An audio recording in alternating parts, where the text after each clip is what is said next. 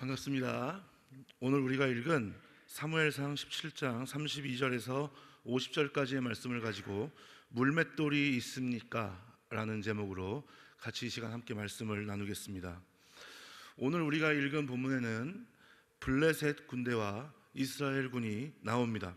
이스라엘과 블레셋의 관계는요, 불구대천지 원수라는 그런 관계입니다. 즉 하늘을 같이 이지 못하는 원수라는 의미죠.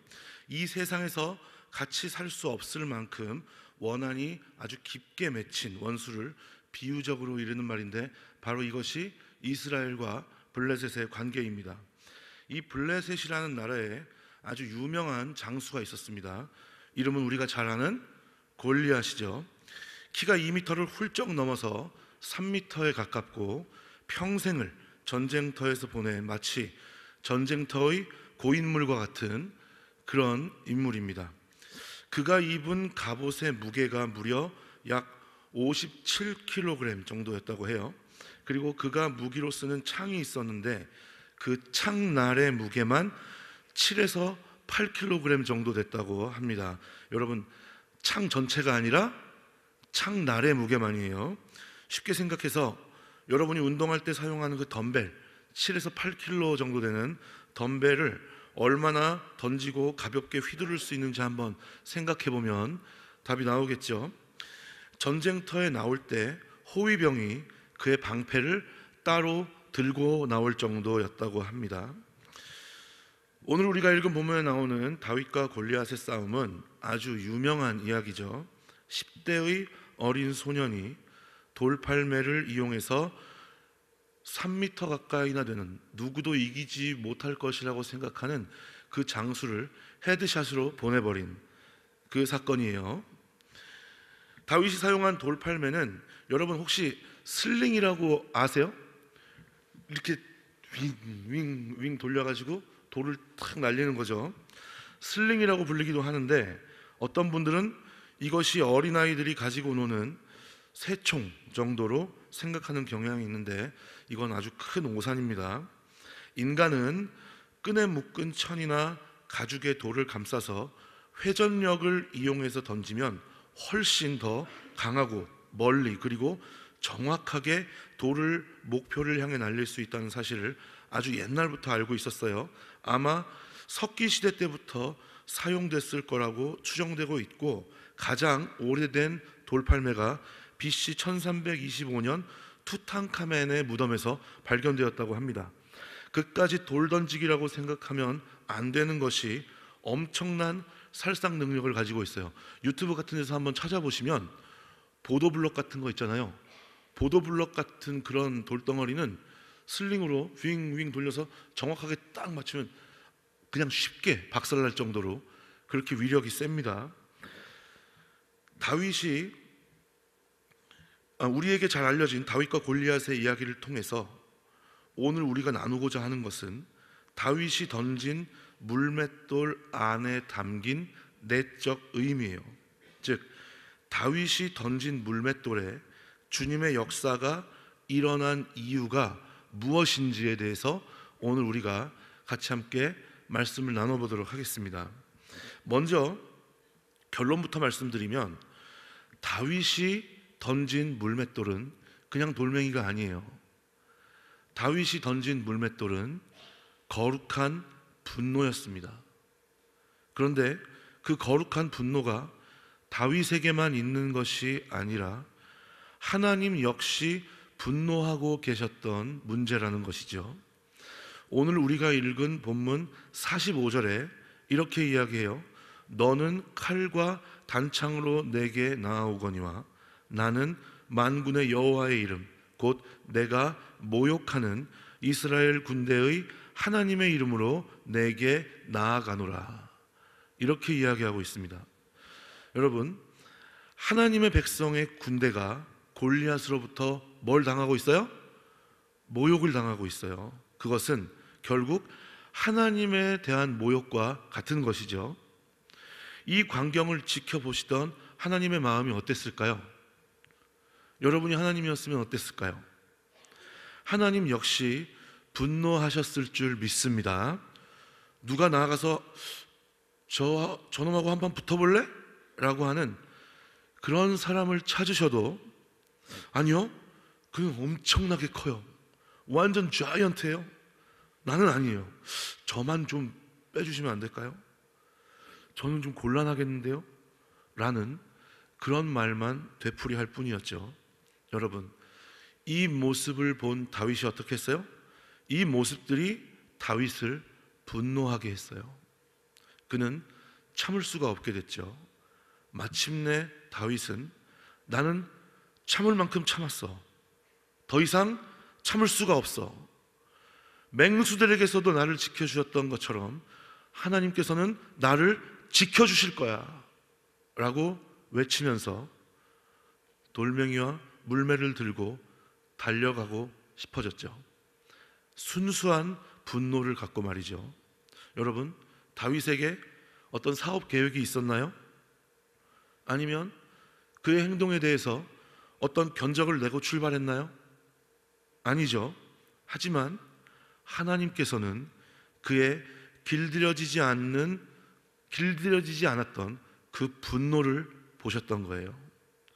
주님께서도 다윗이 느꼈던 그 거룩한 분노를 느끼셨던 것이죠. 그리고 그렇게 나아갔을 때 다윗은 어떻게 됐어요? 결국 골리앗을 물리치게 된 줄 믿습니다. 여러분, 모세의 경우를 한번 생각해 보죠. 모세의 경우 어땠어요? 모세가 이스라엘 백성의 지도자가 되어서 그들을 인도하게 된 것도 모세의 내면에 있었던 거룩한 분노를 하나님께서도 똑같이 느끼게 된 경우라고 볼 수 있어요. 우리가 잘 알듯이 모세는 이집트 공주의 손에서 자랐지만 그는 어떤 사람이었어요? 유대인이었죠.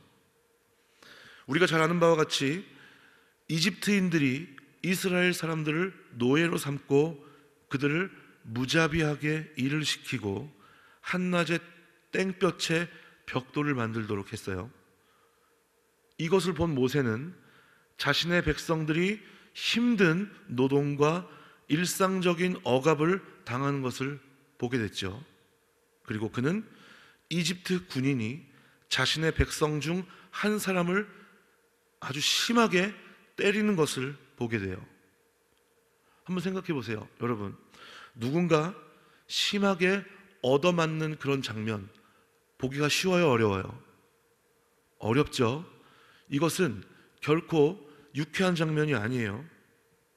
그 광경, 그 소리, 공포심, 결코 잊지 못하는 트라우마로 남을 때도 있어요.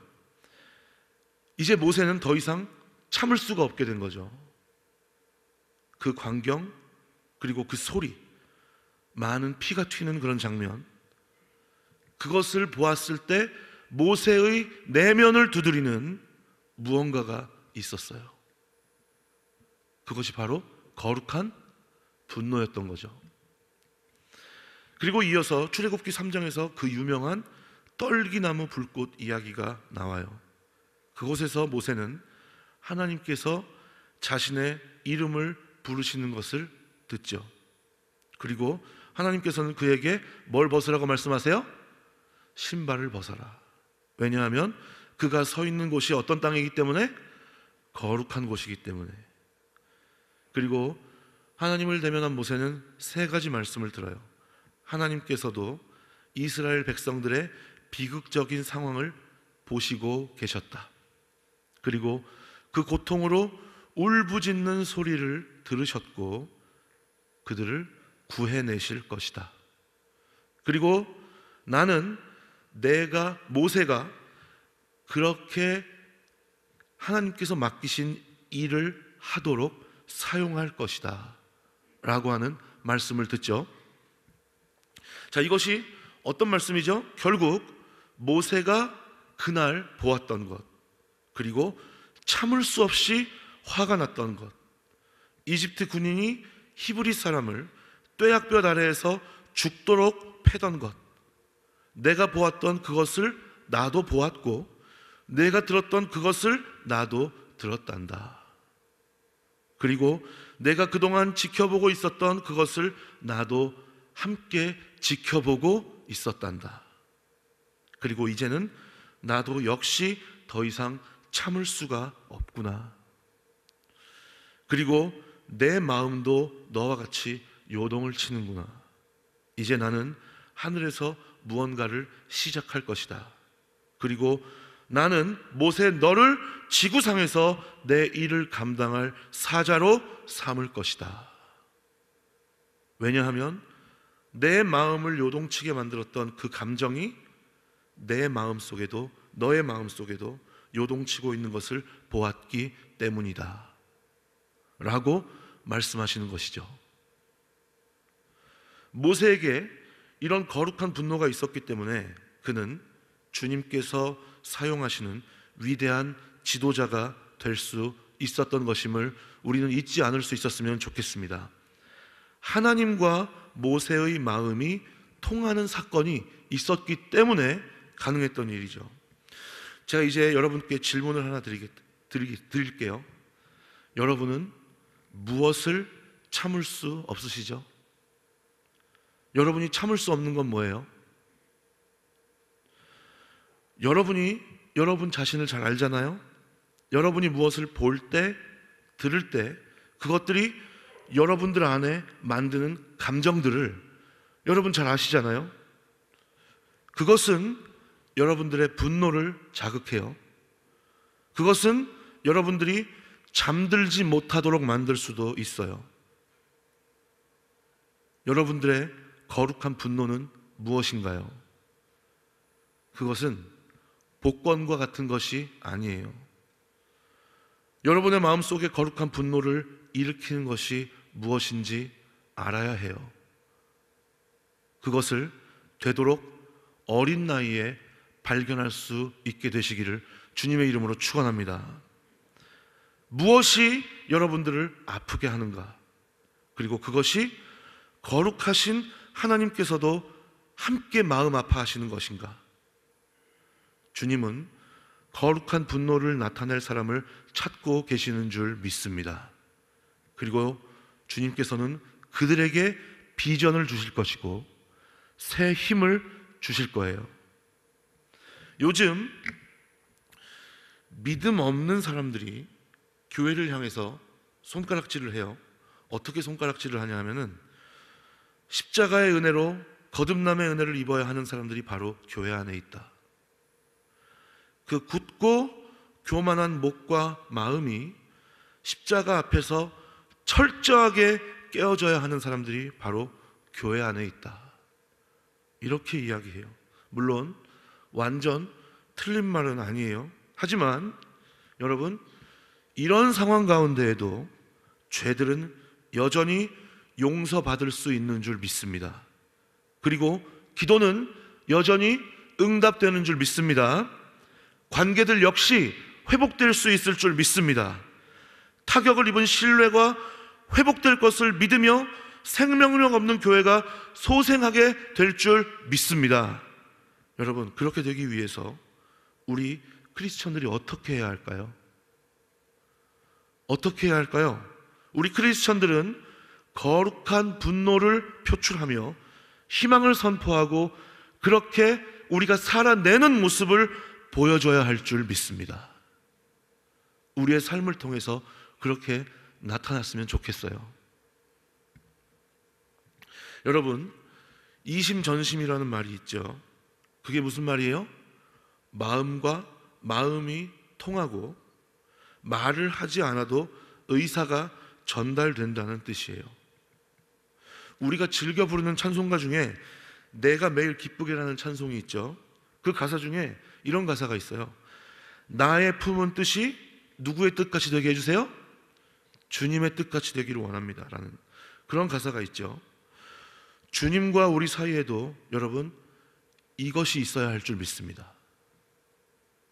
나의 품은 뜻이 누구와 같이 되는 거예요? 주님의 뜻과 같이 되는, 주님 안에 있는 그 거룩한 분노가 누구 안에도 있어야 돼요? 내 안에도 있어야 돼요. 우리에게는 바로 그것이 비전이 된다는 사실을 잊지 않을 수 있는 저와 여러분들이 되시기를 주님의 이름으로 간절히 부탁을 드리겠습니다.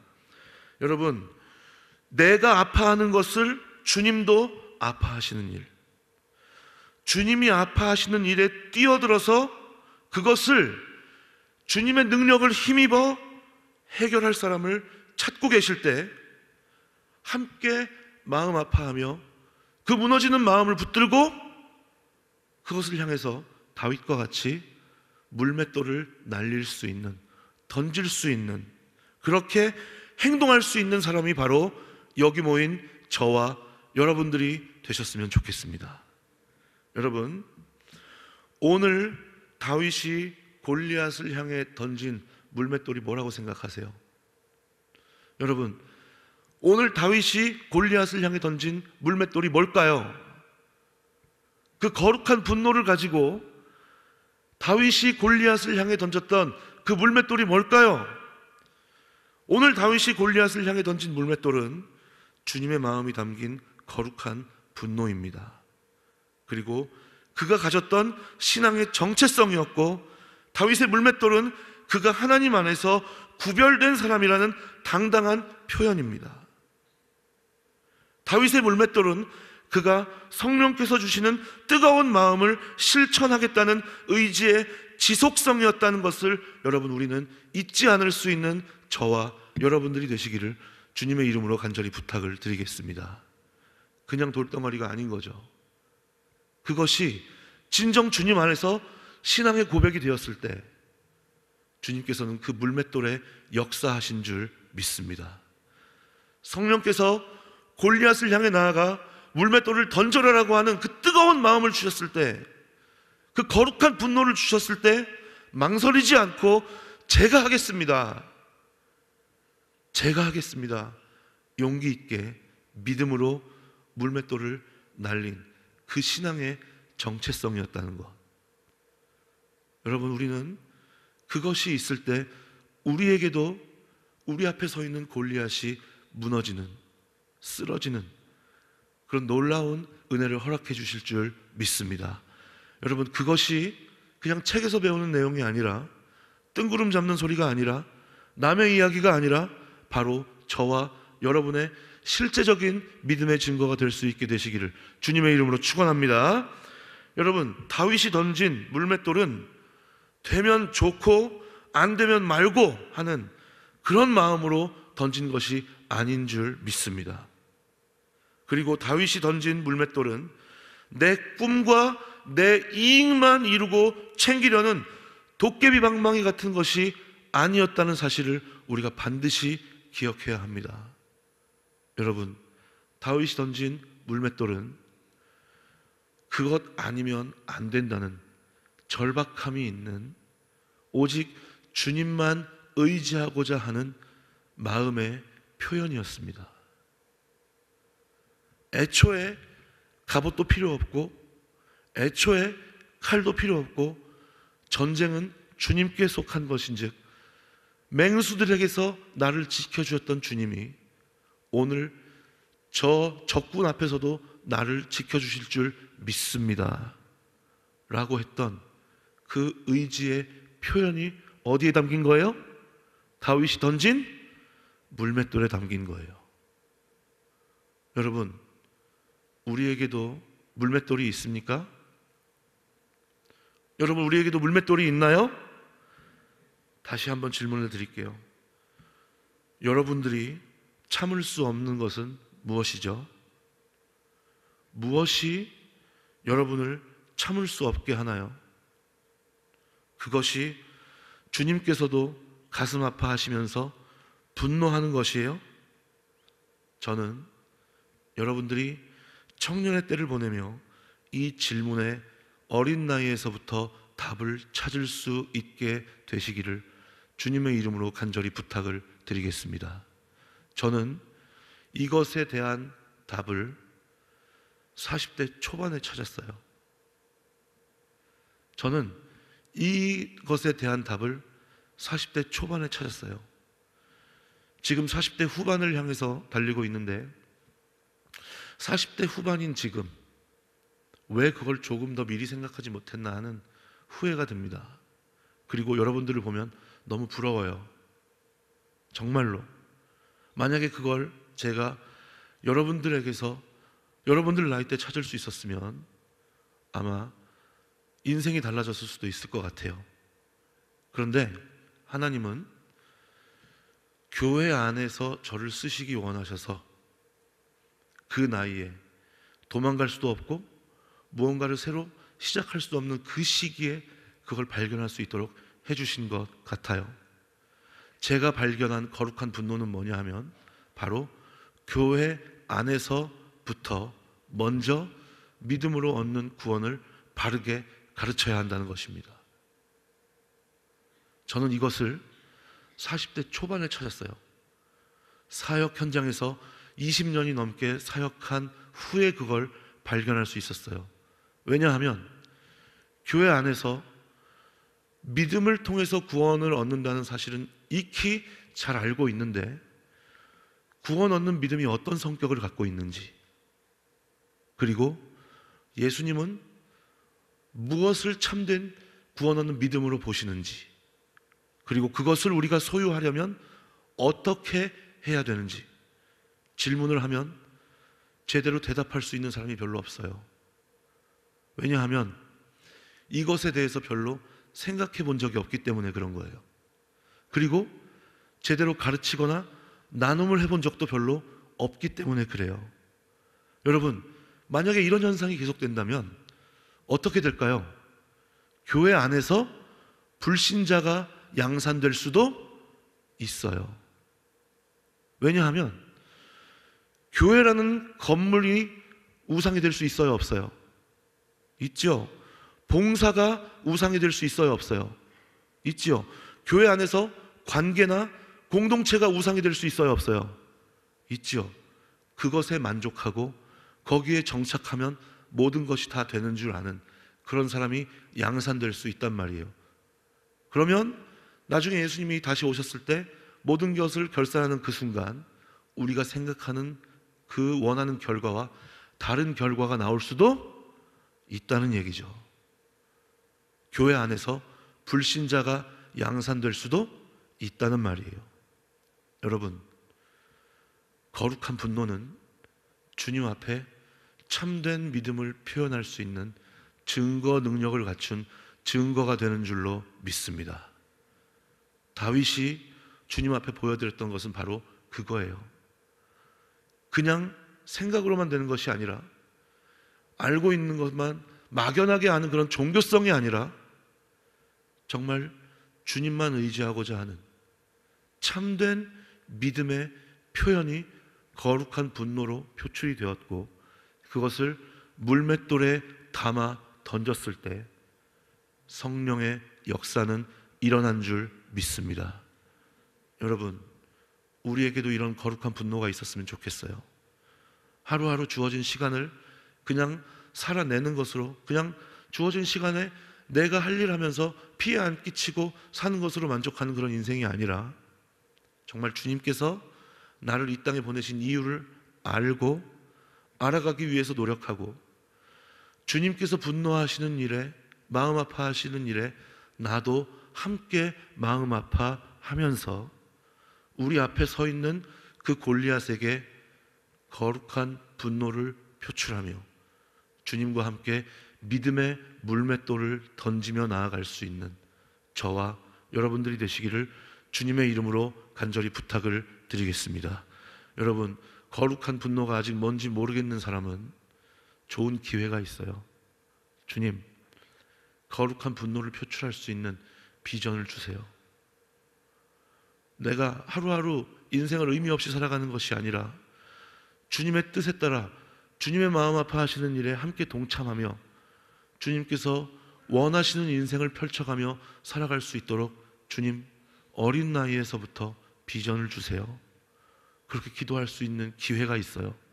수련회도 있고 특별 성령 충만 기도회도 있고 우리에게 함께 주님의 뜻을 구하며 나아갈 수 있는, 주님을 구할 수 있는, 함께 마음 아파하며 이 세상을 향해서 물맷돌을 던지며 살아갈 수 있는 많은 기회가 있어요. 여러분, 이 기회를 잡으시기 바랍니다. 이 기회를 잡아서 주님께서 원하시는 것이 무엇인지 알아갈 수 있었으면 좋겠어요. 그리고 다윗과 같이 주님께서 가라고 명령하실 때, 앞에 서라 명령하실 때, 물맷돌을 날려라 던져라 라고 명령하실 때 우리도 과감하게 그렇게 행동으로 나타낼 수 있는 저와 여러분들이 되시기를 주님의 이름으로 간절히 부탁을 드리겠습니다.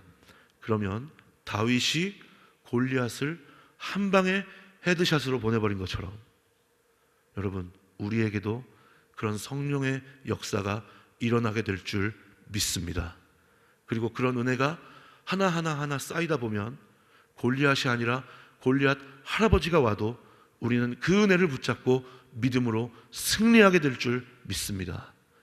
여러분, 우리 그런 사람이 되었으면 좋겠어요. 다시 한번 질문을 드리겠습니다. 여러분, 우리에게는 다윗이 던진 물맷돌이 있나요?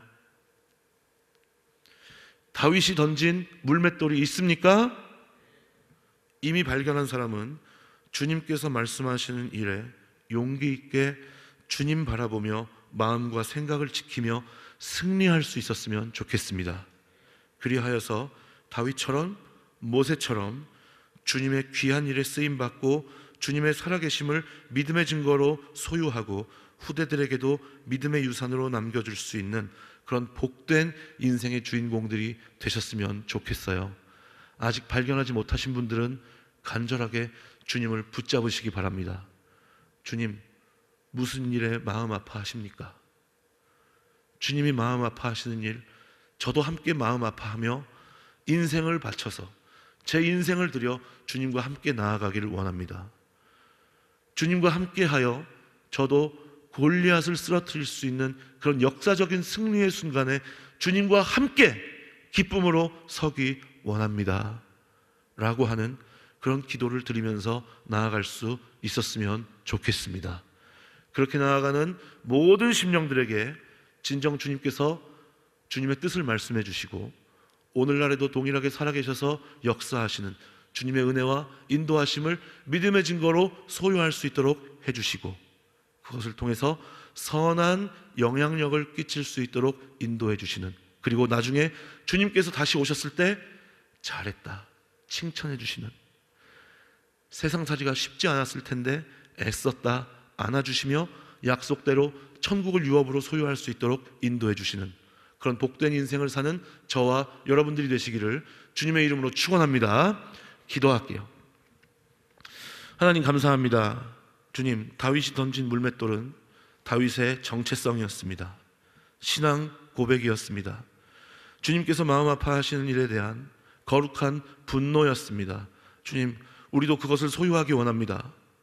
우리에게 주님 말씀하여 주시옵시고 온전히 주님만 의지하며 우리가 살아가는 한평생 주님의 뜻에 따라 주님께서 마음 아파하시는 일에 우리가 뛰어들어 담대하게 용기 있게 믿음으로 다윗과 같이 물맷돌을 날려서 주님께서 주시는 그 승리의 현장에 함께할 수 있도록 인도하여 주시옵소서. 예수님의 이름으로 감사하며 기도드리옵나이다. 아멘.